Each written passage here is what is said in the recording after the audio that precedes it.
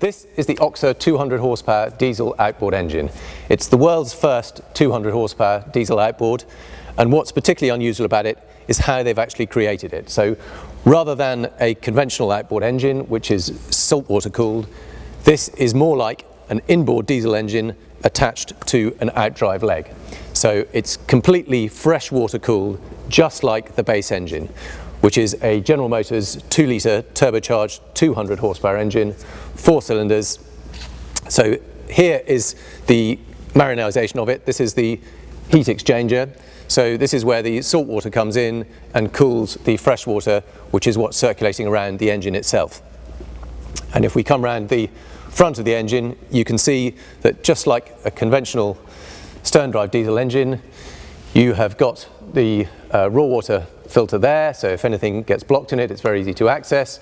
You've got an impeller there, again on the front of the engine, easy to get to, and that is then what drives the water around the system and keeps it freshwater only inside.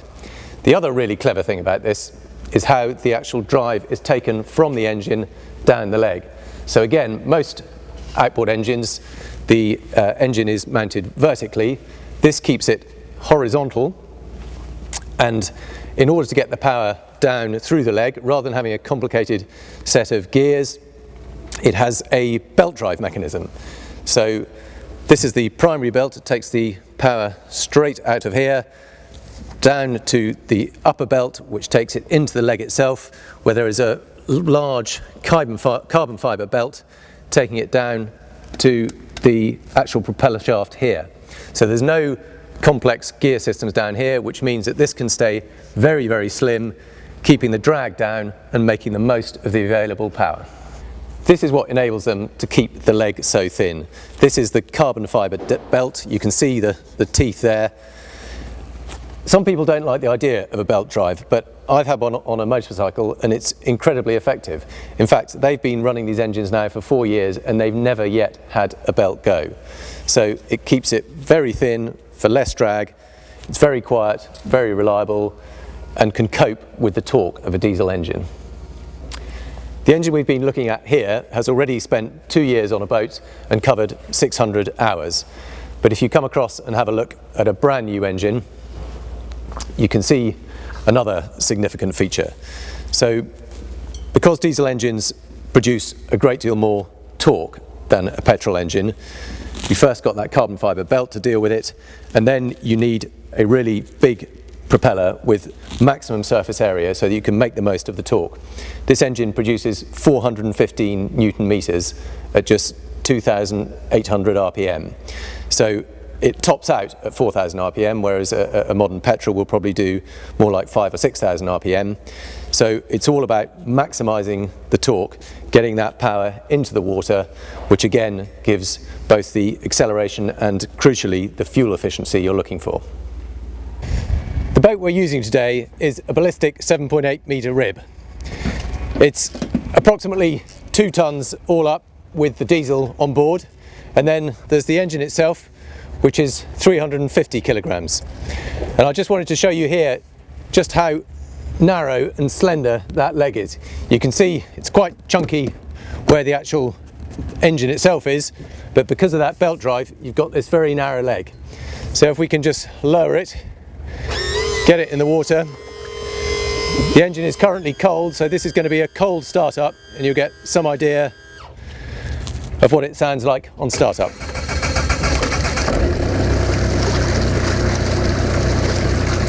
So it is a slightly different noise to a petrol engine. It's a little bit noisier, a little bit lumpier, but it's really perfectly acceptable. It's not some raucous, clattery old diesel engine. It's a very smooth, very refined car engine that even at cold is not particularly smoky or noisy or even much vibration.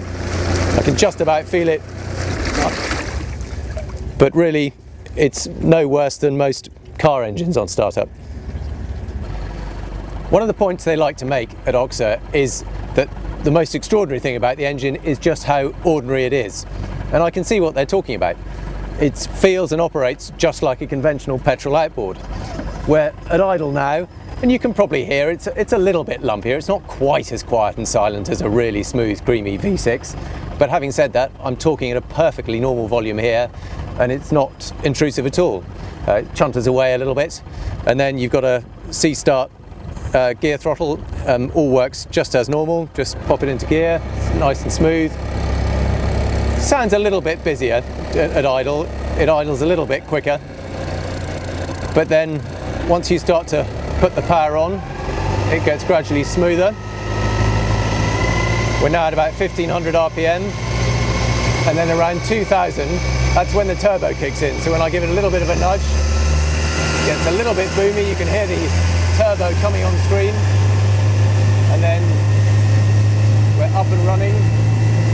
We're now doing 3,500 RPM, and it all starts to smooth out. Now that 4-cylinder engine is running nicely, 3,500. Now we're at 4,000 RPM, pretty much maxed out. We're doing 30 knots. It doesn't rev quite so quickly, so it won't get quite the same speed, but for cruising along, it's really perfectly comfortable. I knock it back down to 3,500 RPM. Now we're burning just 34 litres an hour, 33 litres an hour, showing about 85 decibels. It's a little bit noisier, but to be honest, at this speed, it's the boat and the water and the wind noise as much as anything. So we've been out, we've had a really good play. It drives and handles much like a conventional petrol outboard. Yes, it's a little bit noisier at speed, but underway it's not really that intrusive. I mean, now we're idling along at just over 1,000 RPM, doing 5.6, 5.7 knots. You can see the sound meter there. That's registering about 72 dBA. It's really not intrusive at all. But the big saving is going to be on fuel. So it probably burns around about 2/3 the amount of a petrol engine. Underway, we were doing about 35 litres an hour, doing about 25 knots. And of course, the servicing intervals are longer too. So while it's going to be quite a bit more expensive to purchase, I think this 200 horsepower engine is about 40,000 plus VAT. The big play is over time, particularly if you use your engine a lot, you save a significant amount on fuel and on servicing, so that after, depends how often you use it, but somewhere between 4 and 5 years, you should break even on around about 150 hours a year. And if you're a commercial user and use it much heavier than that, then the payback can be as quick as 6 months. So yes, it's a bit noisier than a petrol engine. Yes, it's more expensive to buy, but over the long term, it does actually start to make sense. And the beauty is you're using diesel fuel all the time, which is much easier to find and cheaper to buy. And of course, it means you don't have to carry around much more flammable petrol.